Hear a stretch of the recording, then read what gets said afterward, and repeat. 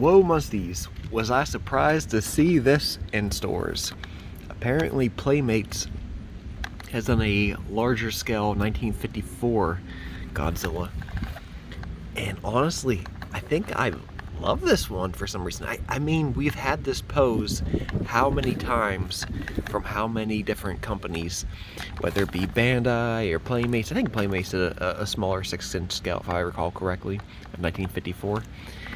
There's been vinyl banks, and this is pretty much Godzilla's most iconic pose from 1954 because the tokusatsu, basically the rubber suit costume, was very hard to move in, and so this was like the one pose Godzilla was able to pull off for most of the movie.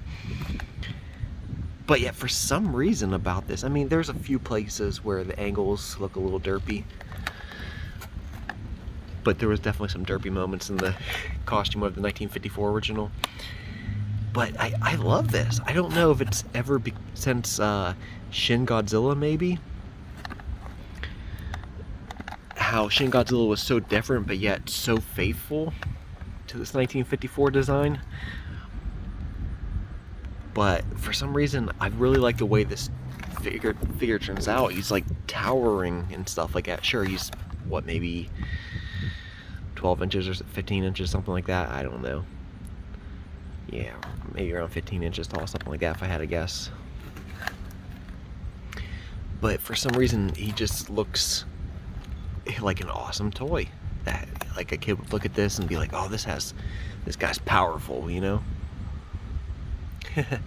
The eyes leave it from a front on look, leave a little something to be desired because they're so far off to the side. See, here's a picture of the original 1954, and his eyes are to the side, but they're kind of downwards. Here, they're not really downwards, they're just straight out to the side. Anyways, yeah, let's finish looking at the box here. First appearing in 1954, Godzilla and his cast of monsters co-stars have appeared in theaters and home screens ever since. To humanity, some are friend, some are foe, but all of them are incredible. But no matter their strength or abilities, they are no match for the true king of the monsters, Godzilla. I mean, that's kind of misleading because there's times where there are monsters who are more powerful than Godzilla. Godzilla 1954.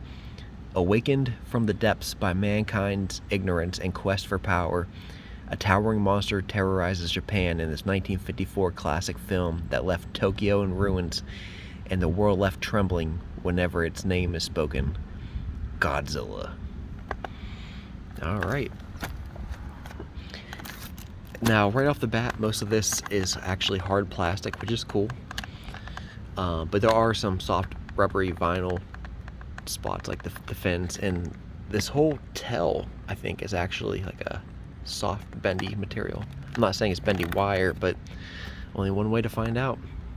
Let me cut this open, and I'll be right back. Really quick, I just wanted to point out that I like how they have like a nice little ocean effect here, so you can stand Godzilla in there and look like he's rising from the depths. But there's that. Okay, so here's the tail out of the box. First thing I noticed about this is there is a glue seal right here. You can even see like a little bit of the dried up glue and everything, which probably over time will shed. It doesn't look like it's going to rotate because look at the way the line curves through here. So I would highly recommend not trying to break that glue seal to get articulation. Yeah. But this is like some nice sturdy vinyl actually right here. It's a tougher vinyl, but it actually feels thick and has a little bit of weight to it compared to most toys nowadays.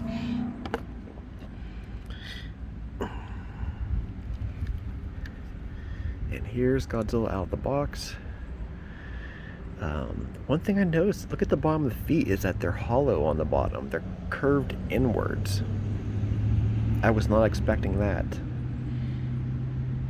Now there is, even when they were safe in the box, there was a little bit of a paint issue here on the claws. Yeah. Looks like maybe he was popped in the box while his paint was still a little bit wet or something like that, and it just smudged off. But let me finish popping this tail into place, and I'll be back again. Now that was actually a very easily, smoothly popped in tail. Sorry, it's getting a little windy out here. You can probably hear that on the microphone. Anyways, but one thing I do like about this is, even though it's just a flat out tail dragging along, that's a pose that we haven't seen in a while, you know, with the tail. Usually, whenever they do this figure, or most Godzilla figures, the tail is almost doing like a straight U-turn. It's kind of cool. Maybe that's just partly for balance or something like that. But now that that foot is bent in, I gotta rotate it.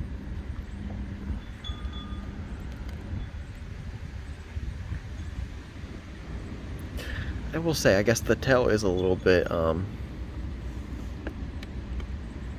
don't know, maybe it's the way that it's bent right there at such a tight angle near the base of the tail, kind of gives it that costume look, although it does look a little funky from an action figure point of view. But let's see here. Now the tail, once it pops in, it's supposed to kind of lock in place and stay there, but it can rotate. It does have some articulation from there. Yeah, you can do a full 360 with the tail, which doesn't quite make sense because you wouldn't really want to pose it that way.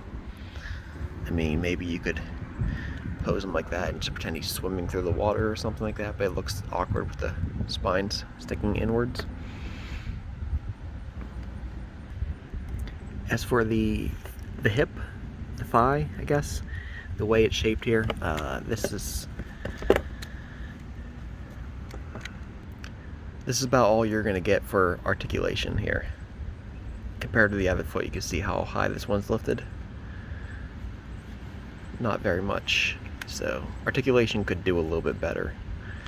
Especially since they took the time and the money to put this much of a scale into this and everything, the size. Wouldn't hurt to have like a little extra articulation range. As I said before, the feet do spin. They'll do a full 360 backwards.